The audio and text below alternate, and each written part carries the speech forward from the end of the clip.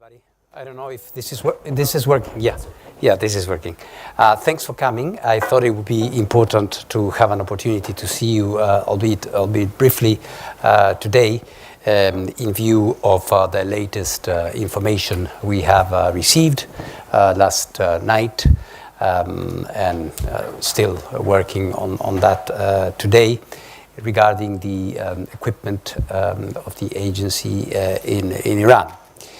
Basically, what we have been informed is that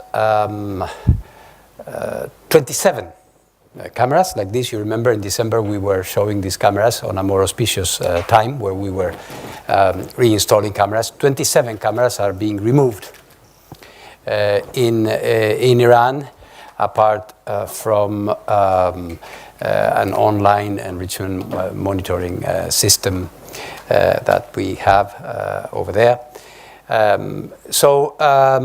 This, of course, poses a serious challenge to our ability to continue working there and to confirm the correctness of Iran's declaration under JCPOA. So we thought, just as I announced the set of measures beyond the CSA when this took place back in February, I believe, 2021. Now we are seeing this as being, in a certain sense, dismantled, and of course with possible consequences. So I felt it would be important for me to have an opportunity to confirm this to you. I just informed the Board of Governors about this. Our inspectors will be accompanying these activities over the next few hours in different places in Iran. And we will take it from there. But I'm sure you may have your specific questions on this matter, and I would be more than happy to answer. Yes, Francois. Yes. Francois Murphy from Reuters, IDG. Just first of all, just to pin down some of the things that you've just said. So you say 27 cameras are what Iran has told you they're going to disconnect or remove. Remove in the next day, is that what you're saying? Well, it will take some time. That depends on logistics, because as you know, these cameras are not that we have in Tehran, we have in Isfahan, we have in Natanz, we have in Kondab. It's a few places where we have them, so I don't know. This is a logistical matter. But they start today. They start today, okay. And there was, apparently you told the board that there was also other monitoring equipment that was going to be removed. Yes. So which monitoring equipment? Online enrichment monitoring. Okay. And a flow meter. Okay. And so is this all the extra monitoring equipment that was installed under the JCPOA beyond the safeguards equipment? Basically all. There might be something. There are still some gray areas we are trying to ascertain. We just got a very succinct communication from Iran last night. And we are trying to go through the details. But the idea is that whatever was beyond the comprehensive safeguards agreement to be removed. But this is the principle. Now we have to see how it's operated. Okay. Yeah. Jonathan Tyrone with Bloomberg. Hello. Hi, DG. Can you tell us how many cameras will remain under the InfoCirc 153? Yeah, perhaps not exactly, but 40-something. 40-something. And your characterization of the locations that these will be removed from, it was pretty broad. Esfahan, Natanz, I mean, is it a sample of all the locations currently? A sample of all the locations. Can you tell us where the cameras are going to be removed from? Everywhere where, according to the CSA, we need to be inspecting. So it is this plus a few more. Right. Those are the CSA ones are going to stay. Where are the ones that are being removed coming out of? Natanz, we have some. Isfahan, we have some. Tehran, we have some. Kondab, we have some. You must remember that these cameras are placed in places that are related to some centrifuge part assembly, production, R&D without UF6, and things like this. Right. Sorry, just one last question. And so, does this categorically end any possibility of you being able to reconstruct this continuity of knowledge, talking point that had been used over the last year? You've done a lot of work. I understand. Yeah. If you put it like that, I would say no, but very close to that. Very, very, very close to that. I think the window of opportunity is very, very, very small. We have a question over there. Hello, DJ Grossi. Hello, how are you? I'm Ahmed Samadi from Iran International Yes. TV. I have two questions. First question goes to the last night resolutions approval. After the resolutions, Board of Governors resolutions, Iranian officials linked this resolution to your trip to Israel. I want to know your comment about this Iranian reaction. And second is, today sources in Iran announced Iranian officials are going to increase production and installation of the IR6, IR4, and IR2 M centrifuges. I want to know, is the agency informed about it? And if yes, what's your comment about it? Not yet. Well, there are many things that you are asking. First of all, the resolution is a matter for member states. It's a decision that they take. They don't do these things because the DG goes and tells them, please put forward a resolution or don't, etc. It's typical that there is a lot of speculation about these things, and least of all, a resolution would be linked to the visit of the Director General to another country. So I think this is a construction which is very strange. But anyway, I respect opinions. On the possible additional activities, we haven't been informed. Yet we know that there has been for some time a plan to install a new capacity and to increase installed capacity. So as soon as we are informed, we have to actually report this formally to the border governors, and we will do so immediately. And today I will issue a report on this issue of the removal of the cameras today. Thank you. Nazafarin Mirza Khalili Hello. from Hello, Radio Free Europe. So at your previous press conference on Monday, you mentioned that Iran is very close to reach enough material to produce atomic bomb. Yes. It's like some weeks or so. So how do you assess the situation right now after all this? Well, in terms of the capacities, there's nothing that happened between Monday and today that would affect that quantitative assessment. What we are seeing is because of the decision that is been announced to us today, is a decrease of the visibility that the agency is going to have about what's happening in Iran. And of course, this is something I deplore. Hello. Raghida Bahnam from Al Arabiya. You spoke in your introduction about consequences to what just happened. Can you elaborate more? What kind of consequences do you mean? And can I just confirm one last time, how many cameras still exist in Iran for the IAEA under the JCPOA? Well, as I told Mr. Taron, it's more than 40, okay. Around.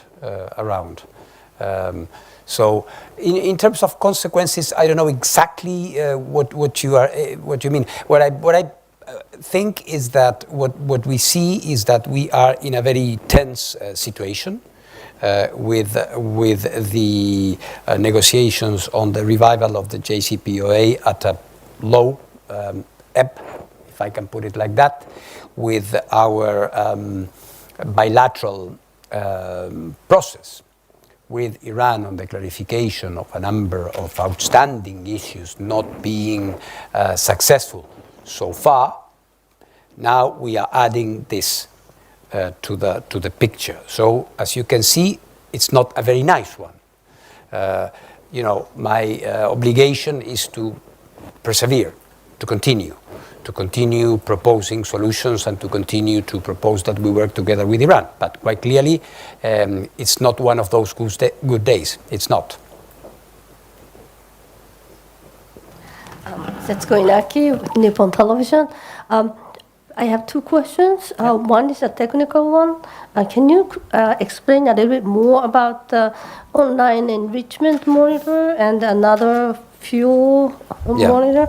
That's question number one. And number two is that you in Monday's press conference, you told us that it's very close that Iran is going to, from the quantity-wise, go over the threshold, and you added that it is even more so necessary that IAEA give you an access. And what's happening right now is completely the opposite. Well, it goes in the opposite direction. What we are trying to is to bring more clarity, to bring more clarification at a moment where this is needed. As it was mentioned just now, there are plans to increase production, to increase volume of production, to have more installed capacity. So we believe that this runs contrary to the idea of providing more mutual confidence. We'll see. I think my intention, as I said in my report, and I hope just said to the board that I am ready to, and I invited Iran to engage with me immediately to try to look at what we can do together in order to prevent a situation where we will be even further apart, which is something that would be very, very bad.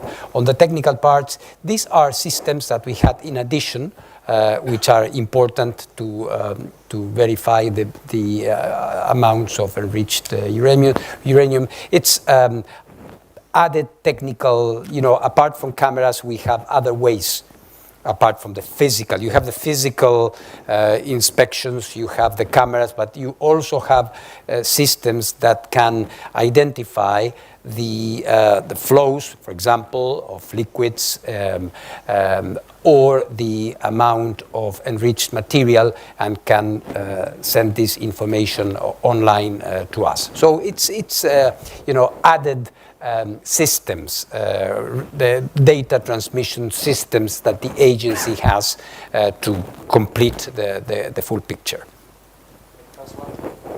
Sorry, DG. You said that there's a short or very short window of opportunity to essentially, if I understand you correctly, to maintain a chance of restoring continuity of knowledge. Apparently, you told the board that it's a period of 3 to 4 weeks. Yes. And what happens after that, then? Where does that? What would, if you went beyond that period? Where would that leave you in terms of how you would be able to describe your well, if we were at that moment, in that position, if there was a return to the JCPOA, or an attempt to return to the JCPOA now or in the future, the agency would not be able to give a service to the parties in terms of telling them what the baseline is, where they are. So it can be whatever. So unless the agency can say, these are the quantities, these are the volumes, and from here you can determine what you want to reduce, how we can verify that. When we lose this, well, then it's anybody's guess. And then more specifically, do you know what's going to happen to the data that's been collected over the past more than a year and is still with Iran now? Not clear. Not clear. Okay, thank you. Sorry, I have one more question. You said that some of the cameras that were removed were from places that used to monitor where centrifuges were being made. So now do you think that Iran can make new centrifuges without IAEA being able to verify that and without knowing? Yes. And what would be the consequences for that?